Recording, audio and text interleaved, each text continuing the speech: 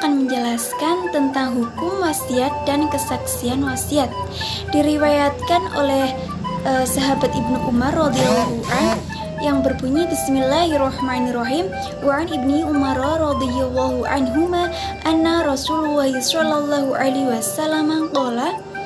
Dari Ibnu Umar bahwa Rasulullah sallallahu alaihi wasallam bersabda, "Ma hakum ri'in muslimin lahu syai'un yuridu ayyusra fihi yabitu lailatani illa wa wasiyatuhu maktubatun indahu." Rawahu muttafaqun alaih.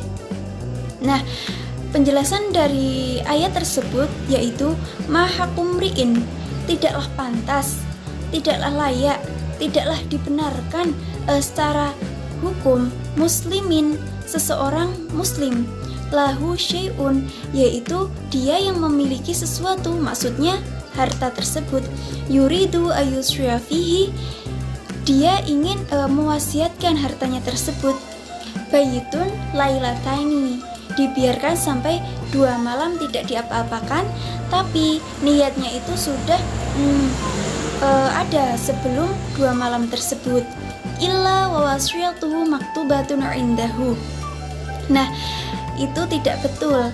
Sebenarnya seharusnya kecuali maksudnya itu wasiat itu sudah dituliskan ketika dia terdetik atau terbesit untuk melakukan wasiat terhadap hartanya tersebut.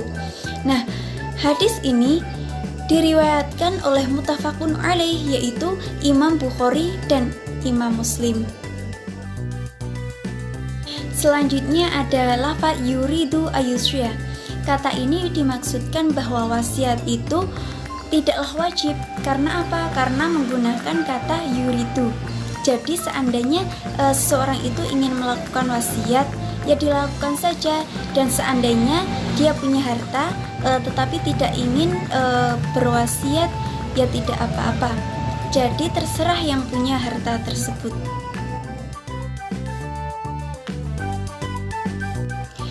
Dalam hadis tersebut ada lafaz maktubatun indahu. Kalau dilihat dalam lafaz tersebut, artinya wasiat itu bisa dituliskan berdasarkan lafaz. Ada ulama yang berpendapat bahwa wasiat itu disandarkan kepada tulisan saja itu sudah cukup, tanpa disertai dengan saksi. Ini menurut golongan Syafi'iyah. Inna dzalika khasun bil wasiyatin. Ini untuk kasus wasiat saja, jadi hanya tulisan saja tanpa menghadirkan saksi itu boleh, dan ini disandarkan kepada tulisan atau bukti tanpa menghadirkan saksi. Karena apa? Karena bukti tertulis itu sudah valid. Ini menurut golongan Syafi'iyah. Nah, wasiat ini akan terkait dengan kondisi yang bisa jadi sewaktu-waktu bisa berubah-ubah dengan cepat sesuai dengan sikon, maksudnya contohnya semisal ajal dari si pewasiat tersebut.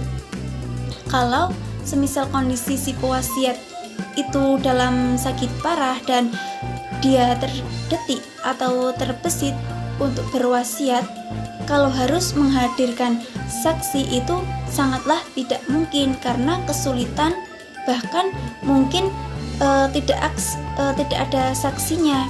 Jadi untuk kondisi-kondisi yang seperti ini, menurut mazhab Syafi'i tidak ada saksi itu tidak apa-apa. Jadi bisa diterima, bukti tertulis saja itu seseorang itu sudah bisa diterima dengan menuliskan wasiatnya tanpa harus dilihat oleh saksi.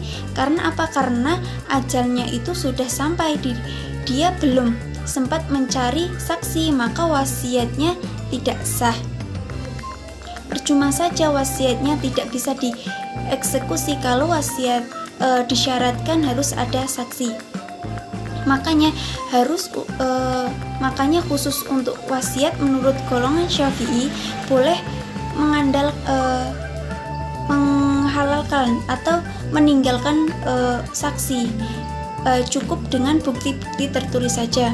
Sedangkan menurut golongan ulama maktubatun bisyartiha, wasiat itu harus ada saksi.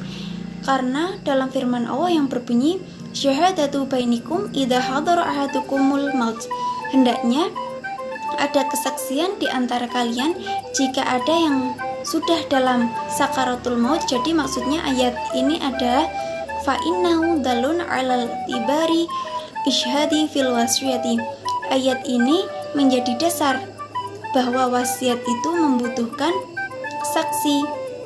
Tapi argumen ini ditentang oleh golongan Syafi'iyah, karena golongan Syafi'iyah itu berpendapat bahwa bi annahu la yalzamu min dzikri bismillahirrahmanirrahim bi annahu la yalzamu min dzikri syihadi fil ayati annaha la tasrihul wasiyatu illa bihi. Mereka itu menganggap bahwa ayat ini sebenarnya tidak menunjukkan bahwa ketika wasiat itu tidak mengharuskan adanya saksi. Karena apa? Karena tidak menjadi sah, jadi cuma untuk keafdalan saja.